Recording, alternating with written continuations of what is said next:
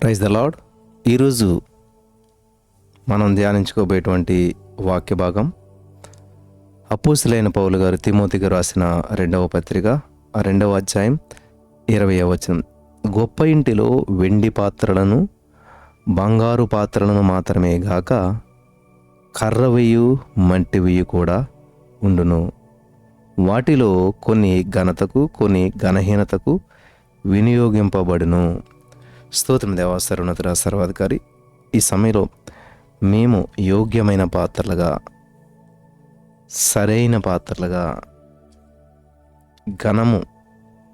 ఘనత తెచ్చే పాత్రలుగా ఉండటకు ఈ యొక్క వాక్యం ద్వారా మమ్మల్ని నడిపించి బలపరచమని యేసుక్రీస్తు నామంలో ప్రార్థించినమే పొందుకుని ఉన్నాం తండ్రి, ఆమేన్. ప్రియులారు, గమనించాలి, ఇక్కడ రకరకాల పాత్రలు ఉన్నాయి.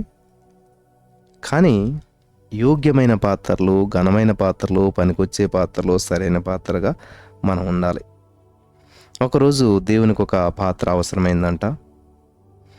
ఆల్మారాలో చాలా పాత్రలు ఉన్నాయి.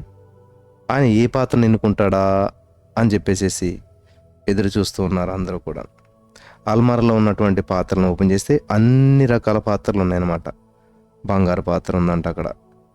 ఆ బంగారు పాత్ర అంటుందంట, నన్ను తీసుకోండి, నేను తలతలా మెరిసిపోతున్నాను, నాకెంతో విలువ ఉన్నది, బంగారం కన్నా విలువైనటువంటి ఏంటి లేదు కదా అని ఆ యొక్క బంగారు పాత్ర తన గొప్పతనాన్ని చెప్పుకుంటూ మరి దేవునికి వివరించుకుంటూ ఉన్నదంట. నన్ను ఎంచుకోండి అని చెప్పేసి. కానీ దేవుడు ఆ పాత్రను తీసుకోలేదంట. సరే, దాని పక్కనే ఉన్నటువంటి వెండి పాత్ర ఉందంట. అది ఎంతో అందంగా, సన్నగా, నగిశీలు చెక్కబడి ఉన్నది. నన్ను తీసుకోండి ప్రభు, నేనెంతో అందంగా ఉన్నాను, నాపై చెక్కబడినటువంటి నగిశీలు ఎంత ముద్దొస్తున్నాయో చూడండి అని చెప్పి తన గొప్పతనాన్ని వివరించడం మొదలుపెట్టిందంట. అది కూడా వద్దు అని చెప్పేసి దేవుడు ముందుకొచ్చేసాడు, నచ్చలేదంట. తర్వాత మూడవది, దాని పక్కనే కంచుతో చేయబడిన పాత్ర ఉందంట. దానికి వెడల్పాటి మూతుందంట. నన్ను తీసుకోండి ప్రభు, నేను మీకు బాగా ఉపయోగపడతాను అని చెప్పి అన్నదంట. కానీ మరి యజమాని దాని యొక్క స్వరాన్ని వినలేక తల పక్కకు తిప్పుకొని ఇంకా దాన్ని కూడా యాక్సెప్ట్ చేయలేదంట. పక్కకు చూశాడంట. పక్కకు చూస్తే పక్కనే ఒక గాజు పాత్ర కనపడ్డదంట. అప్పుడు ఆ గాజు పాత్ర, నేను పారదర్శకంగా ఉంటాను, నా లోపల ఏ వేసినా కూడా బయటికి కనిపిస్తుంది, నాలో పోసిన వాటిని మీరు చూడగలుగుతారు,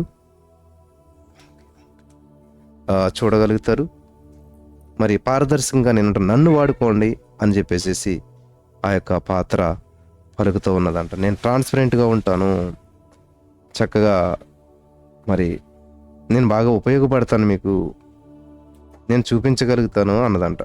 దేవుడు దాన్ని ఎన్నుకోలేదంట. అయినా సరే దాని పక్కనే చెక్కతో చేసినటువంటి పాత్ర ఉన్నది. చెక్కతో చేసిన కానీ దాన్ని పాలిష్ చేయటం వల్ల చాలా మెలమెల మెరిసిపోతుంది. నన్ను తీసుకోండి ప్రభు, నేను మీకు బాగా ఉపయోగపడతాను, నేను చాలా మెలమెల మెరుస్తూ ఉన్నాను, వెయిట్ కూడా తక్కువ ఉంటాను అని చెప్పి ఆ పాత్ర దేవుడికి చెప్పినా కానీ ఆ పాత్ర కూడా దేవుడికి నచ్చలేదంట. ఇంకా చివరిగా దాని పక్కనే ఒక మట్టి పాత్ర ఉన్నదంట. అది పగిలిపోయి బీటలు కొట్టిందంట. బీటలు ఇచ్చింది, ఇంకా వయసు అయిపోయింది కాబట్టి బీటలు కొట్టింది, చాలా కాలం అయింది కాబట్టి ఆ మట్టి పాత్రకు ప్రభు తనను ఎన్నుకుంటాడనేటువంటి ఎంత మాత్రం కూడా ఆశ లేదు. ఈ మట్టి పాత్ర అనుకున్నదంట, ఎంత గొప్ప గొప్ప పాత్రలు ఉన్నాయి, నాలాంటి చిన్నదాన్ని మరి ఆయన ఎందుకు ఎన్నుకుంటాడులే అనుకుని నన్ను ఏ మాత్రం ఎన్నుకోడనేటువంటి ఆలోచనలతో అసలు ఆశ లేనటువంటి పరిస్థితిలో ఉన్నదంట. సరే, అయినా కానీ ప్రభు దాన్ని చేతిలోకి తీసుకున్నాడంట. హల్లెలూయా. గమనించాలి ప్రియులారా, వెంటనే ఆ పాత్రను చేతిలోకి తీసుకున్నాడంట.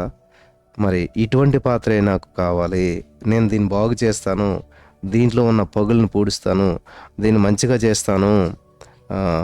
మరి తను గొప్పదాన్ని అనుకునేటువంటి బంగారు పాత్ర, సన్నగా ఉన్నటువంటి పాత్ర, సంకుచిత స్వభావం కలిగినటువంటి పాత్ర, పెద్ద నోరున్న పాత్ర, తనకున్న వాటిని అన్నిటిని చూపించేటువంటి గర్వం కలిగినటువంటి గాజు పాత్ర, మరి పైకి ఆడంగరంగా కనపడే కొయ్యి పాత్ర నాకొద్దు అంటూ ఆ మట్టి పాత్రను జాగ్రత్తగా ఎత్తి శుభ్రం చేశాడు.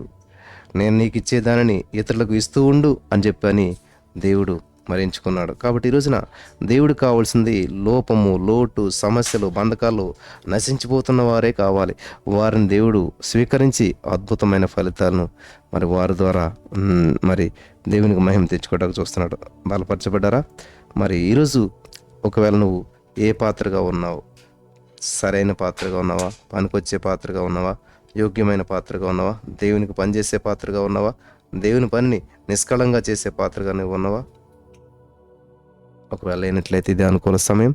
దేవునికి అవసరమైన యోగ్యమైన పాత్రగా ఉండటానికి పరిశుద్ధాత్మ దేవుడు మనల్ని మలిచి నడిపించి బలపరిచిన గాక. ఆమేన్.